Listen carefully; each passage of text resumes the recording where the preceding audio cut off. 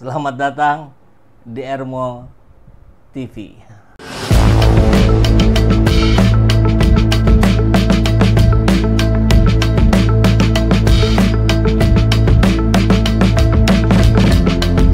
Bersama saya, Saiful Zaman, kebaikan yang terorganisir akan selalu mengalahkan kejahatan.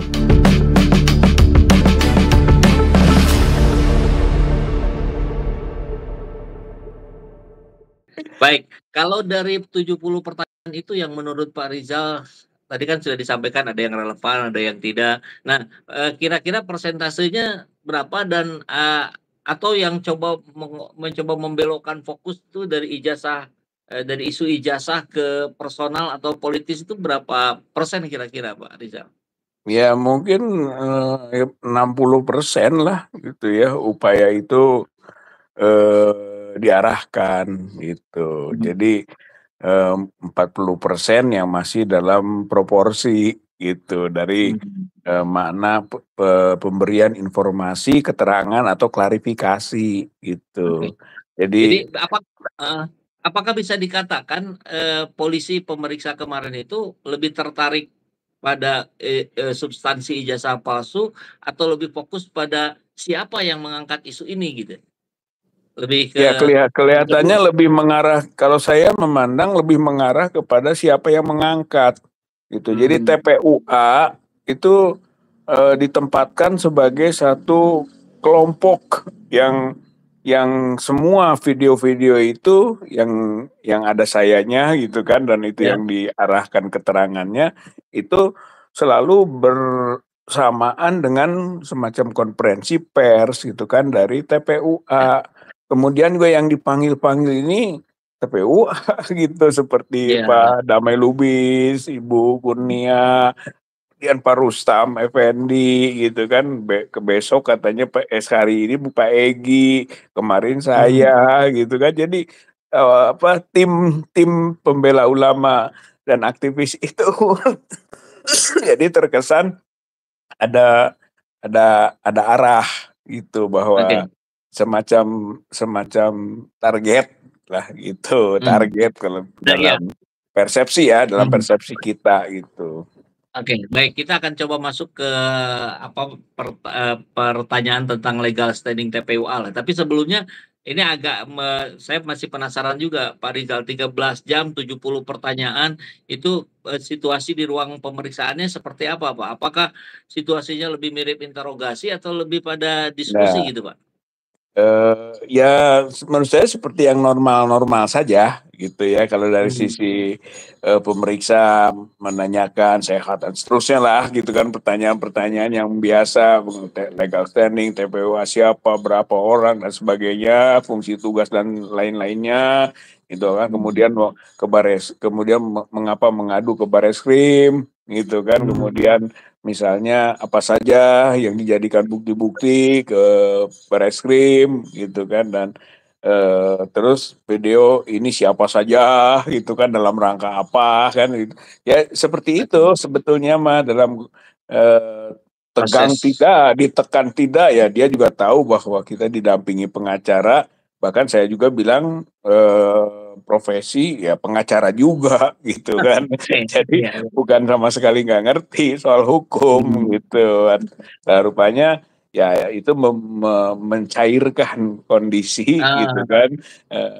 Itu cuman ya setelah keseluruhan akhirnya saya bisa menangkap dan menyimpulkan yang seperti Kang Epul tadi tanyakan gitu.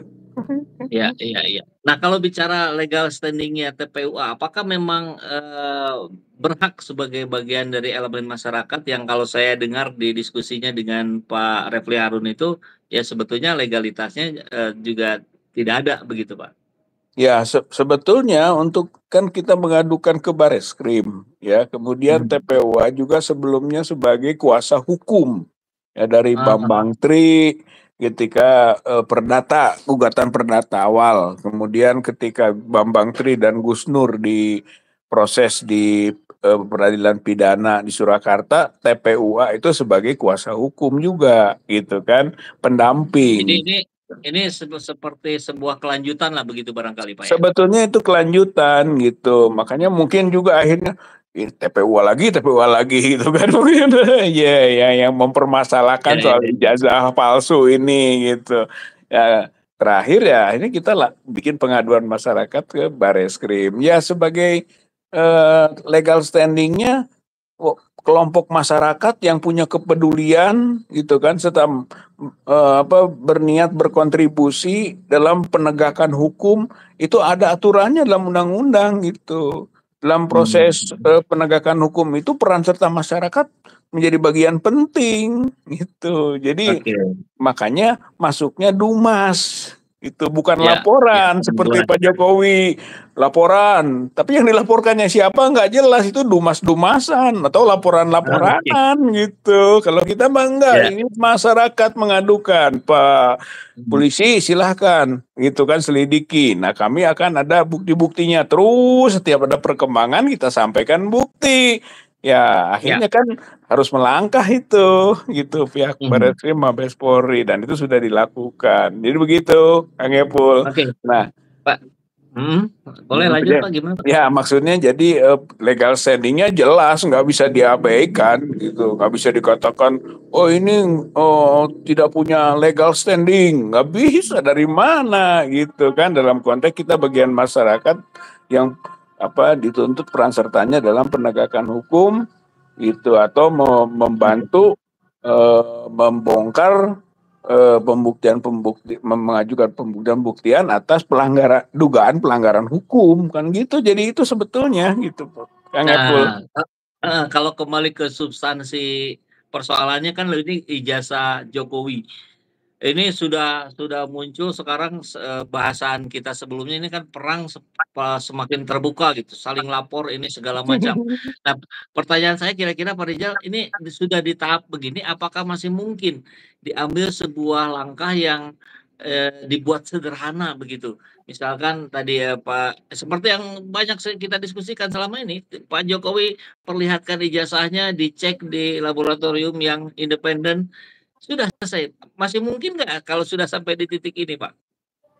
Iya, itu tergantung tergantung itikat baik kan Nah, gitu dan tergantung apakah peperangan ini akan semakin membakar gitu mhm, kan mhm. Iya, iya, atau iya. mau diredam gitu kan dengan segala upaya itu misalnya tadi oke sekarang mah tunjukkan udah dari dulu lah tuh sekarang baru sadar ya ditunjukkan ini gitu kan itu baru kemudian apa dampak hukum dari ini, kemudian Mhm, bagaimana mungkin solusi demi kebaikan mhm. bersama. Itu kan sebetulnya kalau sudah ada seperti orang yang tobat, tobat itu Mhm. tobatan nasuha itu ya tidak mengulangi dan kemudian membuat perbuatan yang baik gitu kan. Ya, Nah, mungkin akhirnya diampuni. Nah, misalnya begitu kan. Kalau memang ada kesadaran mengakui kesalahan. Nah, ini mhm. problemanya adalah kita belum sampai kepada langkah awal itu, bahkan kelihatannya semakin jauh. Seperti Mhm. misalnya gitu kan, waktu melaporkan katanya menunjukkan ijazah asli gitu Ya, kan, tapi ijazah asli kok tidak dipegang oleh pihak Polda Metro yang menerima laporan. Bahkan akhirnya juga masuknya dari Bareskrim malah yang tadi sudah melangkah gitu kan meminta bahkan diantarkan oleh adik iparnya ya, yang kita ya. tanya juga kenapa nggak oleh Pak Jokowinya gitu dan kenapa Pak Jokowinya nggak diperiksa kok Mhm. saya atau yang lain-lain teman-teman TPUA diperiksa gitu Mhm. sampai ke 29 saksi katanya UGM juga ada gitu kan yang diperiksa kok Pak Jokowinya enggak. Padahal gampang, Pak Jokowi periksa, Pak Jokowi bawa itu ijazahnya, lalu nggak usah diantar-antar oleh adik iparnya, gitu kan? Itu menimbulkan pertanyaan lagi dan tidak Oke. diumumkan lagi ke publik, gitu, Mhm. gitu. Jadi Nah, kelihatannya mungkin itu ada kesadaran baru, tapi kemungkinannya kecil. oh, oke. Karena saya ini mendengar Pak Rizal hari ini kalau tidak salah atau kemarin malah Kagama Cirebon yang sempat bersama-sama juga saya kira dengan rombongan yang mempertanyakan ini itu mengajukan pertemuan dengan Pak Jokowi hari Rabu berarti kemarin, ceritanya untuk islah, untuk melakukan perdamaian. Setahu saya Kagama Cirebon salah satu yang turut juga mempertanyakan ijazah beliau. Iya. Jadi kenapa muncul tadi pertanyaan, jangan-jangan ini akan ada islah di tengah-tengah ini gitu ya? Ya, Tapi islah itu tampaknya tidak. harus islah itu kan harus jelas pihaknya gitu. Ah, Kalau iya. Kagama dengan Gajah Mada, UGM-nya dengan Pak Jokowinya itu sebenarnya masih dalam satu kubu gitu Hmm. kan. Justru masalahnya muncul ada TPUA gitu kan. Mungkin ada kelompok-kelompok masyarakat yang mempertanyakan, ada yang menggugat dari bukan Sivitas Akademika UGM itu kan, jadi ada media gitu. Jadi harus jelas juga pihak-pihak perdamaian itu dengan siapa gitu kan. Belum juga Ya, di Surakarta kan ada gugatan dari Dr. Taufik kan gitu. betul. Jadi itu pihak lain kan gitu. Hmm. Jadi harus jelas gitu kalau perdamaian itu dengan siapa gitu kan. Nah, kemudian kalaupun itu di internal, ya mungkin saling support saja, Pak, jujur dong Pak, gitu kan, Ah, ah, Pak, ah. ayo kita selesaikan Pak, jangan sampai Gajah Mada ini terus disorot gitu kan, Gajah Mada dibicarakan, Gajah Mada ini terus di anu kan, hal apa tidak menjadi pulih gitu kehormatannya gitu. Saya kira mari Pak sebagai Sivitas Akademika, kalau iya bagian dari Sivitas Akademika gitu ya. Kalau iya, gitu. Nah, artinya kan dicari solusi. Nah, mungkin itu internal. Begitu Ya, Kagama adalah bagian dari komunitas UGM. UGM.